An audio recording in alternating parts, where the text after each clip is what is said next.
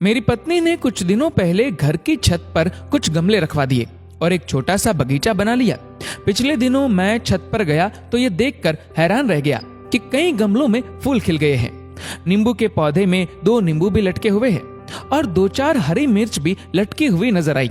मैंने देखा कि पिछले हफ्ते उसने बांस का जो पौधा गमले में लगाया था, उस गमले को घसीटकर वो दूसरे गमले के पास कर रही थी। मैंने कहा, तुम इस भारी गमले को क्यों घसीट रही हो? पत्नी ने मुझसे कहा कि यहाँ ये बांस का पौधा सूख रहा है, इसे खिसकाकर इस पौधे के पास कर देते हैं। मैं हंस पड़ा और कहा, अरे पौधा सूख रहा है तो खाद डालो, पानी डालो, इसे खिसकाकर किसी और पौधे के पास कर देने से क्या होगा? पत्नी ने मुस्कुराते हुए कहा, ये पौधा यहाँ अकेला है इसलिए मुरझा रहा है, इसे बाकी पौधों के पास कर देंगे तो ये फिर लहलहा उठेगा। पौधे अकेले में सूख जाते हैं, लेकिन उन्हें अगर किसी और पौधे का साथ मिल जाए तो जी उठते हैं। ये बहुत अजीब सी बात थी। एक एक करके कई तस्वीरें मेरी आंखों के आगे बनती चली गई। माँ की मौत के बाद पिताजी कैसे एक ही रात में बहुत बूढ़े हो गए थे। हालांकि माँ के जाने के बाद 16 साल तक वो रहे, लेकिन सूखते हुए पौधे की तरह। माँ के रहते हुए जिस पिता को मैंने कभी उदास नहीं देखा था, वो माँ के जाने के बाद खामोश से हो गए थे। मुझे पत्नी के विश्वास पर पूरा विश्वास हो रहा था। लग रहा था कि सचमुच पौधे अकेले में सूख जाते होंगे। बचपन में मैं एक बार बाजार से एक छोटी सी रंगीन मछली खरीद कर लाया था और उसे शीशे के जार में पानी भरकर रख दिया था। मछली सारा दिन गुमसुम रही।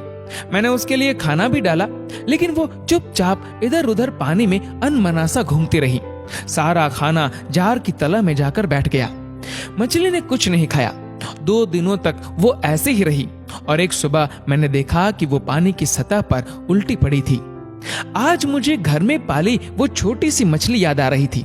बचपन में किसी ने मुझे ये नहीं बताया था। अगर मालूम होता तो कम से कम 2-3 या ढेर सारी मछलियां खरीद लाता और मेरी वो प्यारी मछली यूं तन्हा न मर जाती।